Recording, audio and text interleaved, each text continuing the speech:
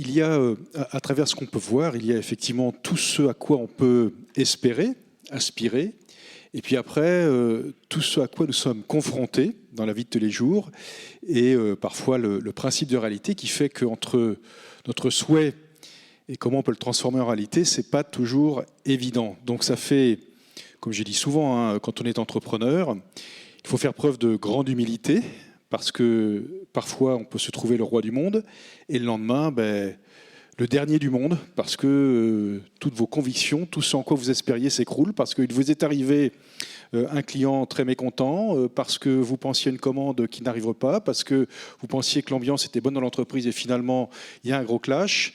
Donc tout ça est fait d'hommes, et finalement, c'est pour ça que nous sommes ici aujourd'hui, c'est plutôt rassurant. Voilà. Alors, ce qui m'a le plus motivé, et ce qui me motive le plus dans ma vie d'entrepreneur, ce sont mes équipes, ce sont mes hommes. Ce qui m'a le plus des fois découragé dans ma vie d'entrepreneur, ce sont mes équipes, ce sont mes hommes. Et l'inverse est aussi vrai. Je suis sûr que certains de mes salariés ont certainement dit ou peuvent dire la même chose de moi que ce que je suis en train de dire d'eux. Mais on pourrait le dire d'un prêtre avec sa paroisse, d'un évêque avec son diocèse. Bref, on voit qu'on est sur une affaire complexe. Et au milieu de ça, il y a quand même une chose qui nous unit dans le monde de l'entreprise, c'est le travail. Et j'étais plutôt d'accord avec les conclusions de Maurice Thévenet ce matin, où finalement, on se retrouve à parler de plus en plus de travail, parce que, et des fois il m'est arrivé de le rappeler, n'oublions pas qu'une entreprise, c'est avant tout un lieu de travail. Voilà. Alors comment faire en sorte, avec cette contrainte, le travail, parce que c'est une contrainte, comment faire en sorte de traverser ce moment où on travaille ensemble dans l'entreprise pour qu'il soit, entre guillemets, le plus bénéfique, le plus épanouissant pour les uns comme pour les autres. Et là, je voudrais revenir un petit peu sur le sujet du management. Et il y avait ce matin aussi un atelier qui traitait du sujet, se mobiliser, se remobiliser hier dans les groupes de travail. Moi, je remarque une chose, c'est qu'on a de plus en plus de mal à trouver des gens qui ont envie de s'occuper d'autres gens. Et du coup, dans l'entreprise, vous avez des personnes qui ont une capacité de manager et qui veulent s'en détacher. Alors la question c'est pourquoi ?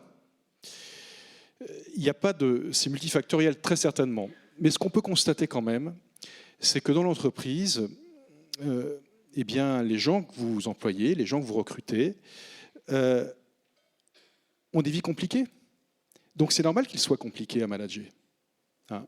On a la famille, pour un tas de raisons, qui a de plus en plus de mal à éduquer ses enfants, et élever ses enfants, l'éducation nationale qui a de plus en plus de mal à les éduquer. Et puis ces personnes, quand elles arrivent dans l'entreprise, elles arrivent avec, entre guillemets, tout leur antécédent. Et c'est là où nous, employeurs, ou cadres, managers, sont désarçonnés, parce que d'un seul coup, vous avez sur vos épaules ce que papa, maman n'ont pas réussi à faire, quand il y a un papa, quand il y a une maman, ensemble, ce que l'éducation nationale n'arrive plus non plus à faire, et l'éducation nationale pourrait se plaindre de la même chose que l'employeur, et du coup, vous devez faire avec, pardonnez-moi un petit peu de cette trivialité, mais ce que la société vous livre. Voilà. Donc, c'est tout à fait normal que nous, employeurs, que certains managers, encadrement intermédiaire, soient désarçonnés par le fait qu'aujourd'hui, diriger, manager, encadrer, c'est plus compliqué qu'avant parce que les codes, quelque part, ont été perdus et puis il faut remettre les codes. Alors, sur quoi et sur quelle base on peut repartir néanmoins ? Et je vous assure que ça fonctionne à tous les coups. C'est sur la valeur travail, qui est une valeur cardinale. C'est-à-dire que si vous avez en face de vous une personne qui a perdu tous les codes ou qui ne les a pas acquis, mais qui a simplement cette volonté, cette petite mais énorme bonne volonté de vouloir travailler, là, vous allez pouvoir faire quelque chose de grand. Voilà. Donc c'est pour ça que le travail est très important, bien évidemment pour la vie de l'entreprise, mais pour la société en général.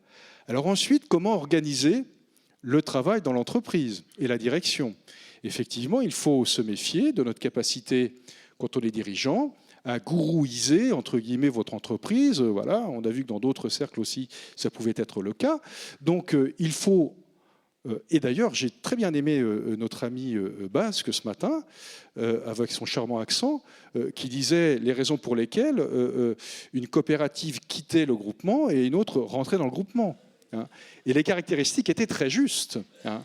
Et donc, la leçon de tout ça, c'est qu'il faut savoir partager le pouvoir.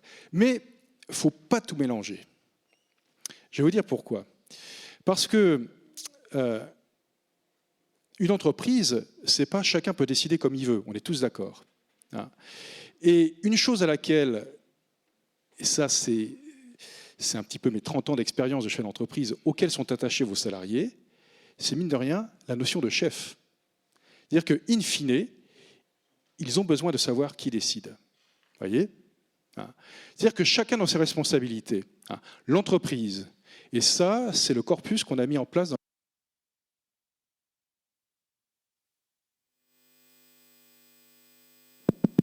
c'est comme dans les voitures électriques, quand la batterie vous lâche, vous êtes arrêté sur le bord de la route.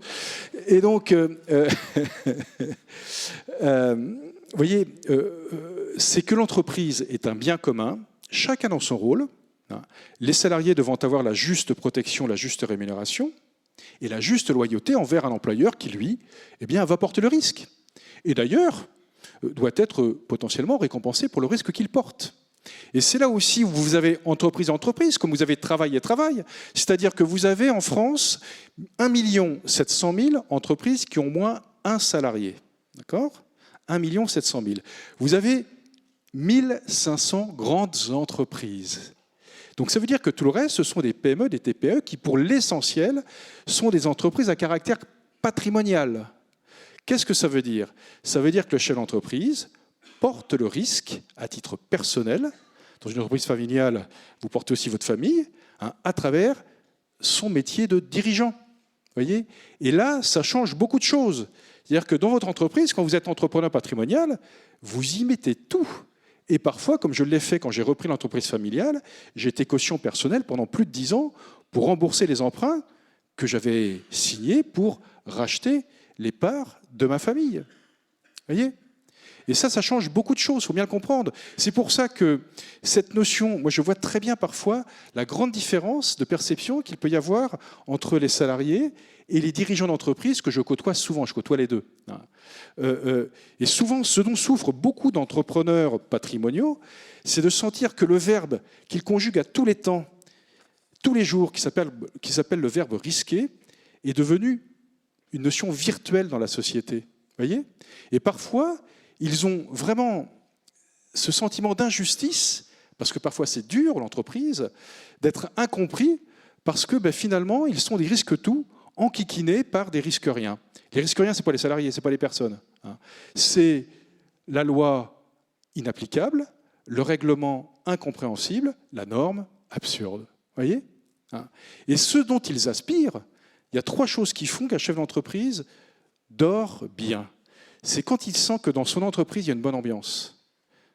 Et c'est vrai aussi pour les salariés. Deuxièmement, c'est quand son carnet de commandes est bien rempli, quand il y a de l'activité. On aime le travail, donc plus il y a de travail, finalement, plus on est heureux. Et plus on peut en distribuer.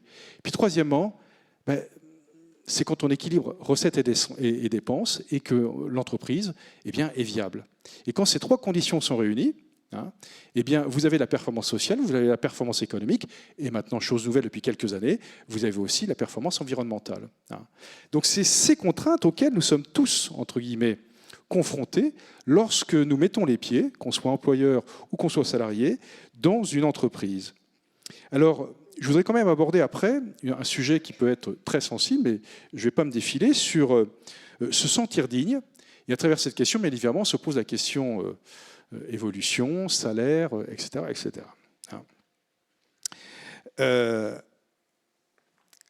Dans notre pays, on n'a pas à rougir de notre SMIC. On a dépassé les 1 400 € net. C'est l'un des plus hauts niveaux de revenus pour commencer dans la vie active en Europe. En revanche, la où il y a un vrai sujet, et aujourd'hui je n'ai pas la clé, c'est comment 10 ans, 20 ans après, dans certains métiers, dans certaines professions, on est encore à 10%, 20% du SMIC. Et ça, il faut le reconnaître, c'est vraiment désespérant, parce que vous sentez que d'un seul coup, quoi que vous fassiez, quoi que ce soit l'énergie, quelle que soit l'énergie que vous allez mettre dans votre activité, vous pouvez être bon, eh bien l'ascenseur social ne fonctionne plus, ou fonctionne mal. Hein. Et ça, c'est désespérant. Et je pense que c'est une question de fond, hein, que nous devons, entre guillemets, voilà, à laquelle nous devons trouver une solution. Hein, parce que je pense que c'est une question extrêmement grave lorsque, eh bien, et parfois, même dans des métiers ou en tout cas des professions d'encadrement, hein, lorsque vous sentez que même avec votre bon niveau de revenu, vous ne pouvez plus acheter un appartement, ben, écoutez, se loger dans la pyramide de Maslow, après se nourrir, c'est la base. Voyez, hein. Donc je pense que... Et l'idée, effectivement, qui est sous-jacente hein, dans un des ateliers, de dire est-ce qu'on ne pourrait pas organiser mieux le transfert, on va dire, de richesse entre voilà, les personnes plus âgées et la jeunesse, qui est une question de fond, hein, je ne pense pas que ça soit la bonne solution de répondre à cela, parce qu'avant tout, on ne doit pas progresser dans la vie par le transfert de richesse de personnes plus âgées par rapport aux personnes plus jeunes, mais on doit progresser dans la vie par le fruit de son travail et la qualité qu'on y a mise. Et c'est là où, en ce moment, où, effectivement, ça commence un petit peu à se crisper, parce qu'il y a des secteurs où ça ne fonctionne pas ou fonctionne plus. Voilà. Et là, je n'ai pas la réponse. Merci de nous rappeler que le travail est central dans l'entreprise, et c'est le sujet numéro 1, de nous rappeler à la responsabilité du chef d'entreprise, notamment dans les PME, et à ce sujet très important que vous venez de citer, qui est comment retrouver cette notion d'ascenseur social, ce qu'on appelait l'ascenseur social, comment continuer l'évolution.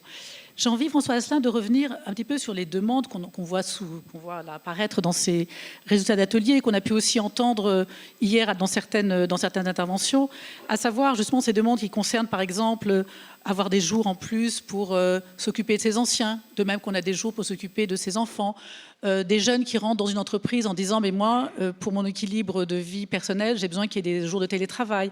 Voilà, toutes ces demandes sociétales qui arrivent aujourd'hui, qui n'étaient pas présentes il y a 20 ans ou il y a 30 ans quand vous avez commencé. Comment vous les recevez? Est-ce que vous les entendez? Est-ce que vous pouvez en prendre compte? Ou bien les contraintes que vous venez de nous citer vous empêchent de les traiter aujourd'hui? Comment vous-même et comment les autres dirigeants que vous côtoyez prennent ces questions-là? Alors, tant pis, hein, mais au risque de décevoir, je pense que sur cette question, je vais être assez franc.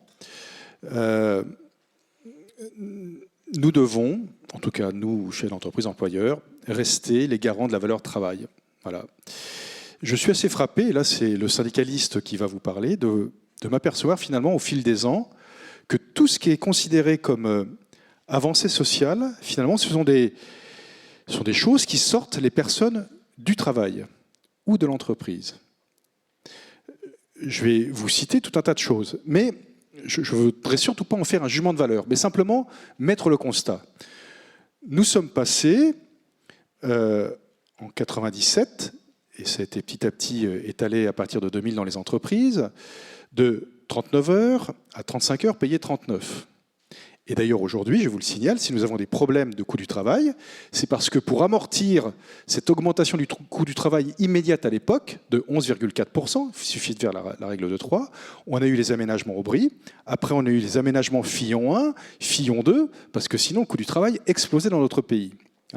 Et aujourd'hui, on se retrouve effectivement pris dans cet entonnoir où les entreprises, entre guillemets, bénéficient de plus de 70 milliards d'euros d'allègement social, mais vous enlevez les 70 milliards d'euros, c'est 1 million de chômeurs immédiats de plus. C'est pas moi qui le dis, c'est le rapport Bozio-Versmer. On a, depuis peu, des arrêts de travail qui produisent des congés payés, du non-travail qui produit des congés payés. Je pensais que là-dessus, entre partenaires sociaux, on allait tous bondir en disant non, c'est une coquille, il faut qu'on revienne là-dessus. Le retour que j'ai eu, c'est un acquis social, on ne reviendra pas dessus. On a eu, je vais mettre les pieds sur un sujet très sensible. Nous sommes passés de 11 jours de congés parentaux à 28 jours. Très bien, c'est encore du temps de travail en moins. Voyez, on a abordé le sujet de la semaine de 4 jours. Hein. Dans le subconscient, bien sûr, de tout le monde, c'est le week-end de 3 jours. Parce que si vous mettez la semaine de 4 jours le jeudi ou le mardi, il y a déjà moins de candidats. Voyez. Donc, tout ce qu'on considère comme avancée sociale, c'est ce qui sort les personnes du travail ou de l'entreprise. Le télétravail. Voyez. Et donc, on sait très bien que la réalité nous impose, en fait, collectivement, à trouver les moyens de travailler plus. Les chiffres qu'a dit ce matin la ministre sont très justes. Sur 100 personnes en France en âge de travailler, vous en avez 64. En Allemagne, vous en avez 74. Ensuite, vous en avez 80. Voyez ? Si on augmentait l'employabilité à hauteur de l'Allemagne dans notre pays, on aurait 300 milliards d'euros de recettes supplémentaires tous les ans. Pourquoi ? Parce que sur la fiche de paye repose tout notre système social et de solidarité. En tout cas, l'essentiel. Voyez ? Donc, vous avez d'un côté cette demande sociétale de dire « j'aurais besoin de temps en dehors de mon travail pour m'occuper de mes grands-parents, de mes parents, je ne sais quoi, de mes enfants ». On le comprend tout à fait. Je voudrais pouvoir organiser mon équilibre vie professionnelle, vie personnelle. Mais oui, mais la réalité, eh bien, c'est que, mine de rien, on est plutôt sur un chemin complètement inverse. C'est-à-dire que si on veut s'en sortir, ça va être très compliqué, vraiment très compliqué d'aller plus loin. Alors, pour autant,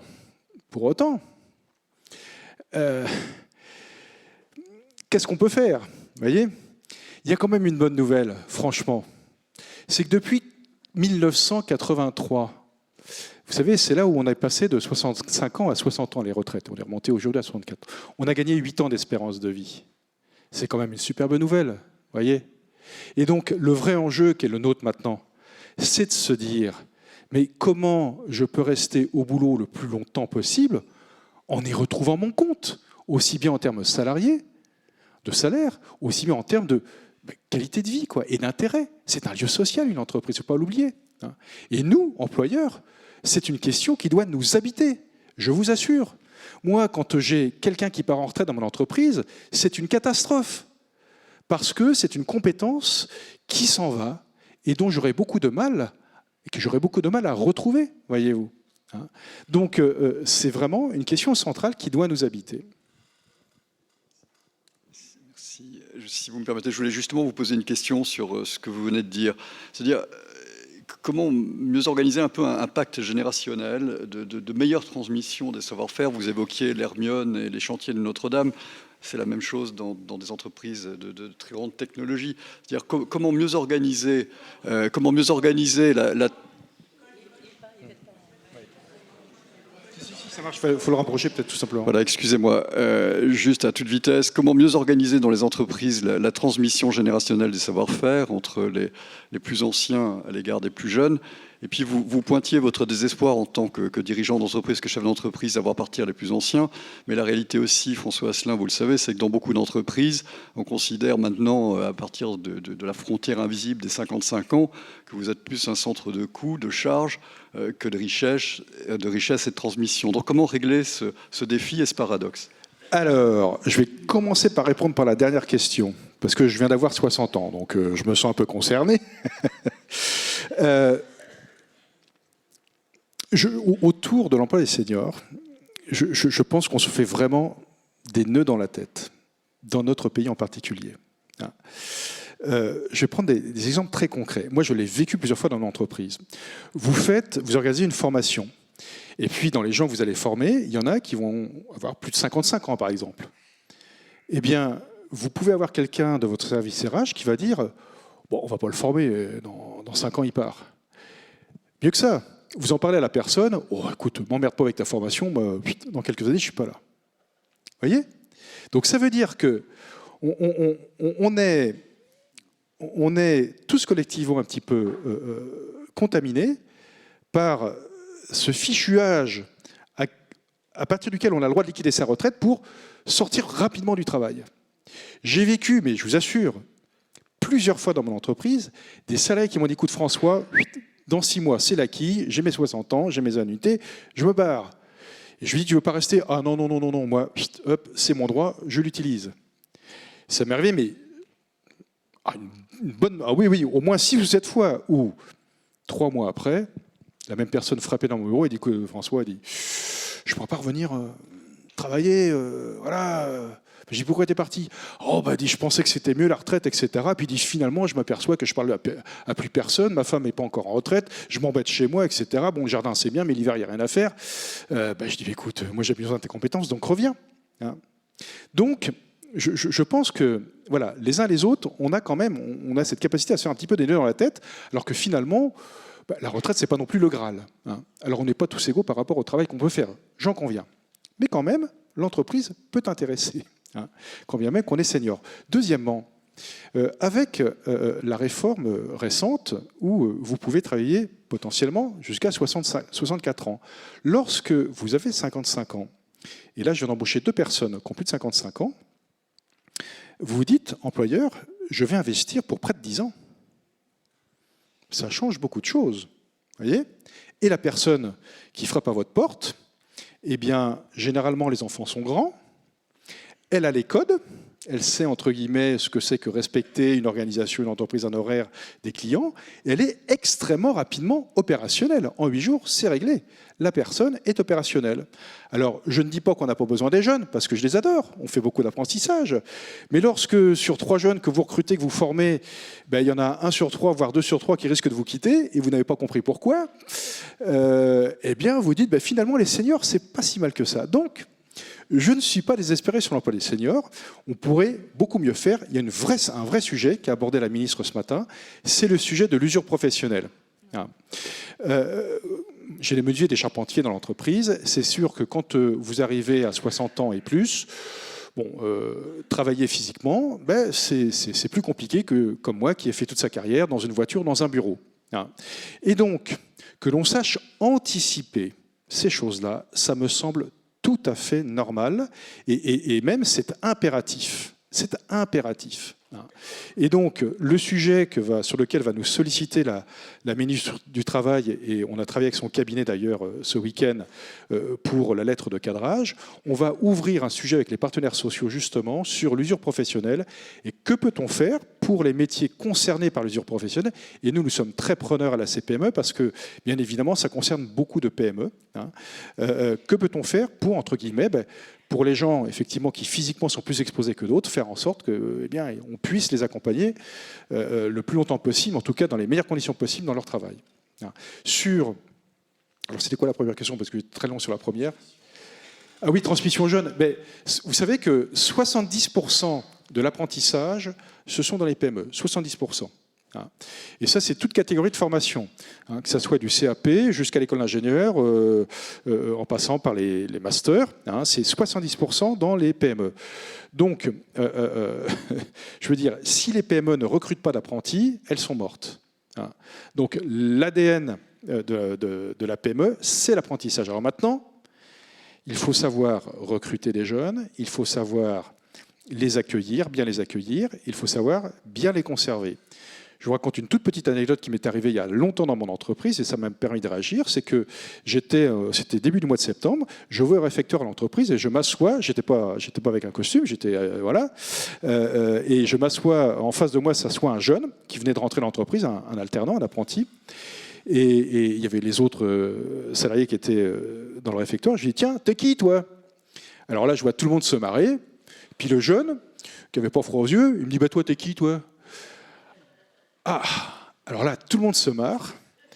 Et moi, je ne me remets pas, parce que je dis, écoute, mais c'est qui ton tuteur dans l'entreprise? Tu sais comment il s'appelle? Non, mais il est grand, il a une moustache. Non, il n'a pas de moustache, il est grand, il a des lunettes. Ah d'accord, oui, c'est René. Oh, peut-être bien. Ouais. Et là, je dis, écoutez, voyez, moi, je devrais pleurer. Voilà un jeune. Fin juin, il sort de l'école. Début septembre, il rentre en milieu professionnel, il ne connaît pas son tuteur, il ne connaît pas son patron. Je dis, je suis nul. Je suis nul. Voilà. Et donc c'est là où j'ai pris conscience qu'il fallait vraiment, entre guillemets, s'occuper des jeunes d'une façon objective et pas, entre guillemets, voilà, n'importe comment, qu'il fallait, entre guillemets, avoir une vraie stratégie et un vrai accompagnement, parce que mettez-vous à sa place, il a la chance d'avoir un peu de caractère, parce que sinon, le pauvre, il repart en courant, quoi. Voilà, quoi. Merci. Alors, pendant les quelques minutes qui nous restent, je voulais vous poser également une question dont on a parlé hier et encore ce matin. C'est pour ce qui fait sens, enfin, parmi les critères qui donnent du sens à notre travail, on a cité le fait d'avoir de bonnes conditions de travail, c'est-à-dire des conditions qui permettent de bien faire son travail, d'être fier de son travail. Et ce qui donne aussi, ça nous renvoie aussi à la dignité face au travail, qui a été aussi relevé ce matin. Alors, on connaît les difficultés de recrutement de certains secteurs plus compliqués, l'hôtellerie, la restauration, les services à la personne. Voilà. Est-ce qu'on est devant une impasse? Comment améliorer les conditions de travail? Ont-ils la marge de manœuvre pour améliorer ces conditions de travail, pour permettre précisément des recrutements dont ils ont besoin? Oui. Vous avez des secteurs d'activité où on est vraiment pris en étau. D'abord, il y a des métiers que, je vais peut-être vous choquer, mais nos petits Français ne veulent plus faire. Voilà. Donc ça, c'est un fait. Deuxièmement, vous avez des métiers avec de telles contraintes, travail de nuit, travail décalé, travail partiel imposé, où bien évidemment, faut en vouloir, quoi. Faut bien dire les choses. Compliqué de faire ça toute sa vie, mais c'est inhérent au métier. Quand vous êtes dans l'hôtellerie-restauration, oui, vous risquez de travailler quand d'autres sont assis à une table. Vous risquez de travailler le week-end. Quand vous êtes infirmier, infirmière, là aussi, c'est du 7 jours sur 7, 24-24, donc votre emploi du temps est calé sur, évidemment, les personnes à accompagner. Et là, l'employeur a peu de levier, entre guillemets, côté salarial, pour encourager les gens.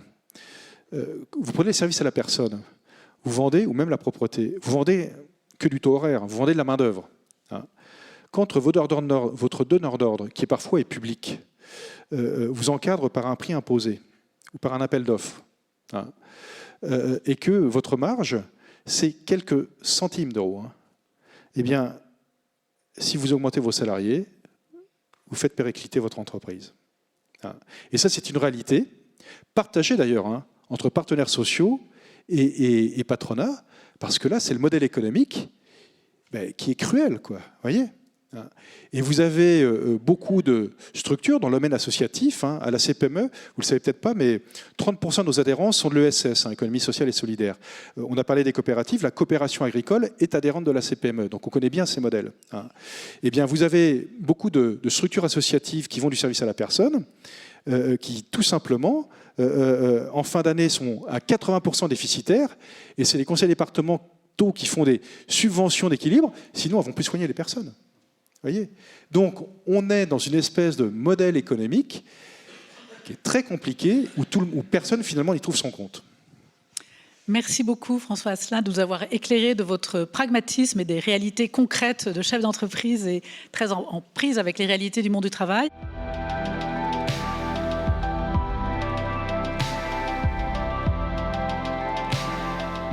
Je me présente donc, je suis belge, vous allez l'entendre, je suis le directeur du CERAS et je vais vous parler un petit peu du renouvellement de ce qui se passe dans la doctrine sociale. Alors le CERAS, le Centre de recherche et d'action sociale, a une centaine d'années. Il est né autour de la doctrine sociale avec Rerum Novarum, de même que les Semaines sociales de France, de même que l'OIT. Enfin, on est à un moment.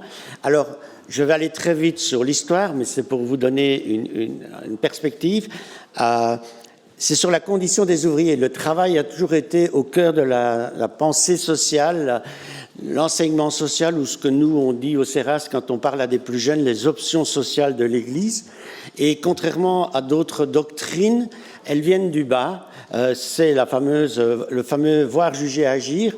En fait, c'est des ouvriers, des ouvrières catholiques du nord de l'Italie qui viennent se plaindre parce qu'elles n'arrivent plus à joindre les deux bouts. Ils viennent voir les curés voient leurs évêques, et puis l'évêque fait une encyclique, une lettre pour tous les chrétiens en 1891 sur la condition.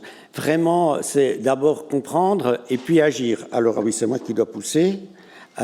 Mais c'est aussi dénoncer. Et lorsque je parle avec des jeunes dans les collèges ou dans des paroisses, et je demande qui a écrit cette phrase, est-ce que ce serait un pape, est-ce que ce serait Gandhi, est-ce que ce serait Marx ou est-ce que ce serait Jean-Luc Mélenchon, c'est très rare qu'ils disent que c'est un pape. Peu à peu, les travailleurs isolés et sans défense se sont vus, avec le temps, livrés à la merci de maîtres inhumains et à la cupidité d'une concurrence effrénée.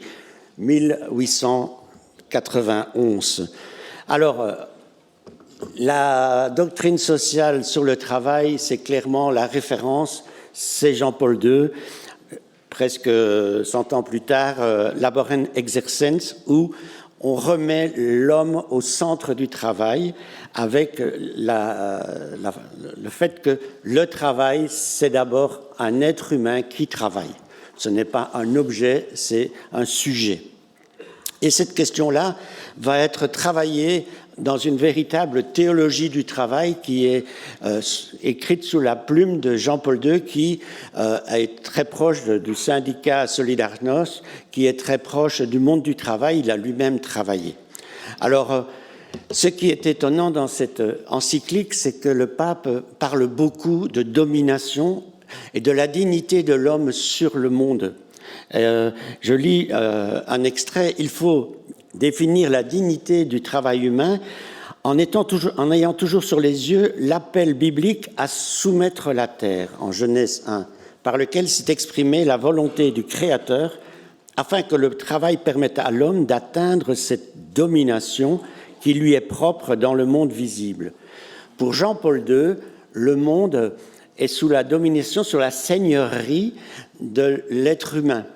Et il fait allusion au psaume de la création, le psaume 8, où il dit « L'homme, tu l'as créé un peu moindre qu'un Dieu et tu as mis toutes choses à ses pieds. Tu es le maître du monde. » Alors, cet aspect du travailleur qui va maîtriser, extraire des ressources matérielles, qui va soumettre la terre, les ressources pour les façonner, donc humaniser la ressource de la terre. C'est par exemple l'image du potier. L'argile n'a pas de réalité particulière et c'est l'homme qui travaille, l'artisan qui va en faire un pot, qui va l'humaniser. Et cet aspect-là de la domination de l'homme sur les ressources, c'est quelque chose qui est très important dans la théologie de Jean-Paul II, la théologie du travail. Cependant, il ne faudrait pas réduire Jean-Paul II à une sorte de personne qui va pousser à l'exploitation, à l'extractivisme et tout. Car chaque fois dans son texte, et il ne faut pas l'oublier aussi, Jean-Paul II a des choses extraordinaires, mais dont je ne parlerai pas ici, sur la responsabilité en dernier recours du dernier travailleur. On parle des sous-traitants, mais ça c'est du Jean-Paul II, tout craché aussi.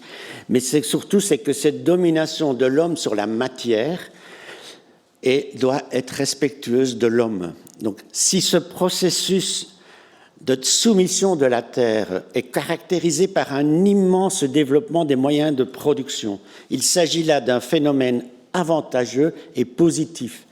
Le progrès est positif à condition, et c'est important de l'écrire, que la dimension objective du travail, c'est-à-dire que la technique, que la maîtrise, que tout l'environnement objectif matériel ne prenne pas le dessus sur la dimension subjective, c'est-à-dire l'homme travaillant, en enlevant à l'homme ou en diminuant sa dignité et ses droits aliénables. À cette époque-là, et déjà avant, si vous lisez, mais bon, je n'ai pas le temps, mais Populorum Progressor avec Paul VI, nous avons le progrès va permettre au peuple de se libérer, de pouvoir arriver à leur indépendance dans le Sud, et puis le progrès est quelque chose de bon. On va pouvoir évidemment résoudre la faim, résoudre le sous-développement grâce au progrès technique et du travail.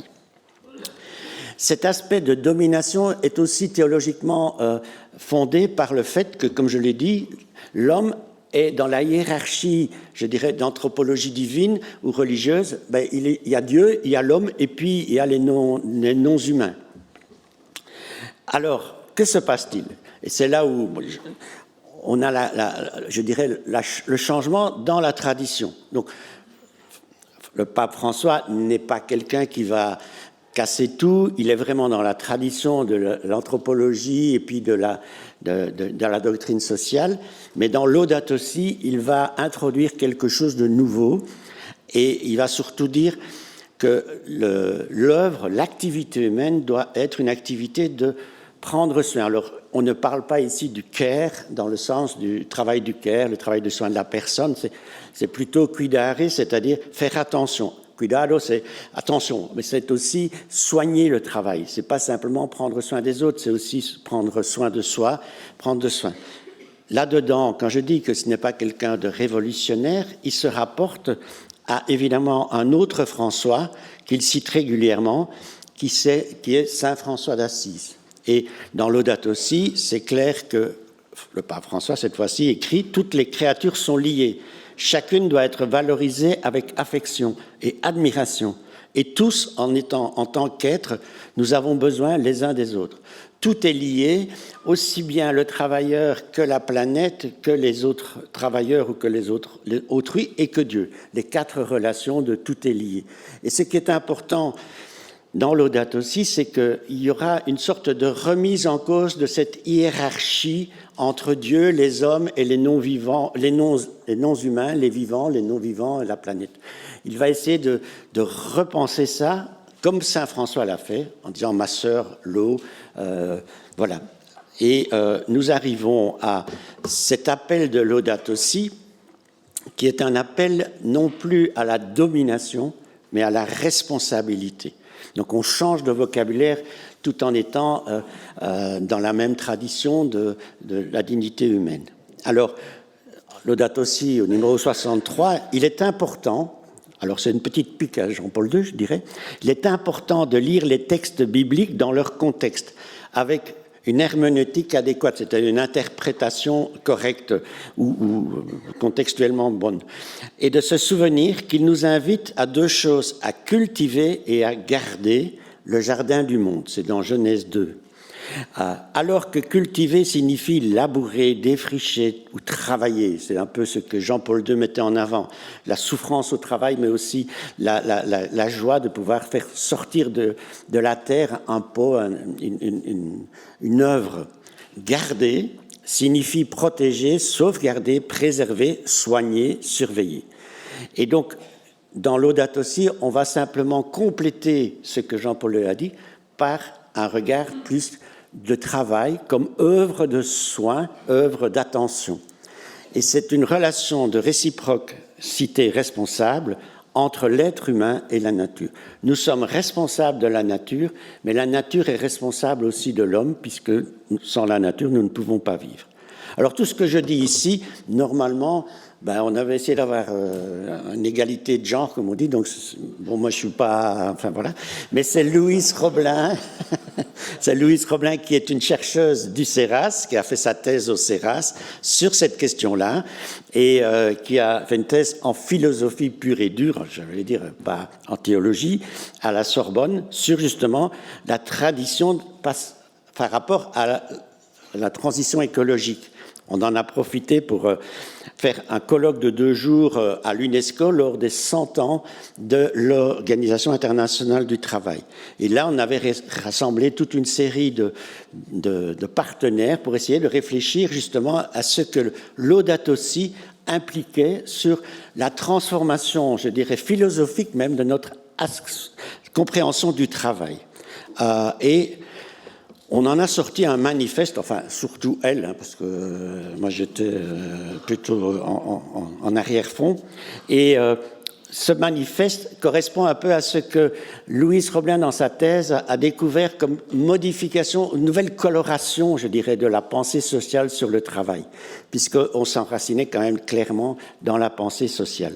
Et donc, la dignité humaine, c'était déjà le cas chez Jean-Paul II, c'était déjà le cas à Rerum Novarum, c'est vraiment ça. Ce qu'il y a, c'est qu'on s'est dit, le travail décent, vous en avez entendu parler, c'est bien, pas de faire travailler les enfants, hein, mais on a aussi entendu beaucoup parler du travail qui rend digne. Et donc, nous, on aurait bien aimé, on avait écrit au pape pour qu'il nous fasse une petite lettre, qu'il a fait volontiers, mais ça a été retoqué par la secrétairie d'État du Vatican, donc ce mot-là a disparu, mais on aurait bien aimé pouvoir parler du travail dignifiant, c'est-à-dire pas simplement un travail digne et décent, mais c'est aussi un travail qui nous permet d'être plus dignes. Et voilà, c'est encore un travail à faire, enfin encore un objectif à faire, comment rendre le travail non pas seulement digne et décent, mais aussi qui dignifie celui qui le fait. Et puis, la justice sociale et environnementale, on en a parlé énormément, c'est le sens donné au travail, c'est pouvoir être cette responsabilité que nous avons en tant que travailleurs et travailleuses de la planète et autres. Alors, quand on dit ça, et quand on dit que le travail est une œuvre de soin, il ne faut pas... Moi, j'ai souvent en tête, quand je parle de ça, on a parlé des entreprises de propreté. Je pense beaucoup à toutes ces travailleuses et quelques travailleurs qui prennent soin de là où on vit. Et donc, ce n'est pas nécessairement un travail à la personne, c'est un travail même des objets, des endroits, des lieux. Donc, prendre soin du bien commun, c'est aussi prendre soin de notre lieu de travail, c'est prendre soin de l'environnement, et donc c'est toutes les questions d'entreprise à mission, responsabilité sociale et environnementale. Le travail de qualité, la qualité du travail, c'est ce qu'on a entendu ce matin, c'est peut-être ce qui est en train de sortir, c'est la qualité du travail au travail. Et là, tous les participants et tout ce qui est dans l'Audate aussi nous fait penser qu'il est important d'être fier de son travail et que la plupart des burn-out, c'est souvent, entre autres dans les entreprises de propreté, c'est qu'on demande de nettoyer un local avec de moins en moins de temps et de moins en moins de produits et de plus en plus vite. Et donc, ce que moi j'entends chez les personnes qui travaillent dans les entreprises de propreté, c'est de dire, ça nous détruit personnellement de devoir laisser un local qui n'est pas propre, simplement parce qu'on n'a pas le temps de les finir. Donc on fait mal notre travail et on est obligé de mal le faire. Mais ça vous détruit votre propre dignité. C'est un travail qui n'est vraiment pas dignifiant. Alors on peut le retrouver dans beaucoup de choses. À beaucoup d'endroits, on entend que les pressions nous empêchent de faire un travail dont on peut être fier, qui a un sens en fait, voilà, dont on peut être digne.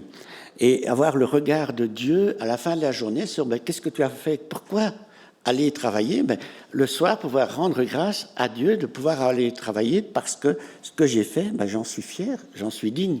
Si à la fin de la journée j'en suis pas fier parce que j'ai dû faire des choses vendre un produit qui est complètement quinquin, ça ne va pas.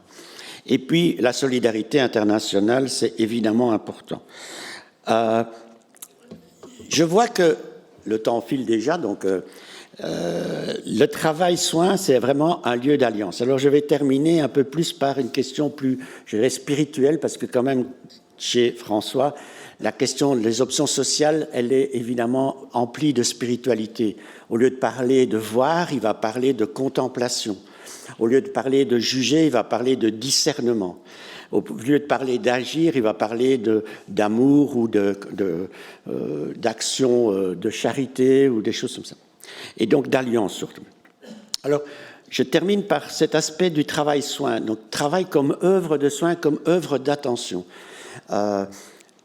C'est la vocation du travailleur et de la travailleuse, dans le sens où, au Jardin d'Éden, on l'a vu dans l'Audate aussi, ce qu'on demande à l'homme, c'est d'être jardinier, finalement.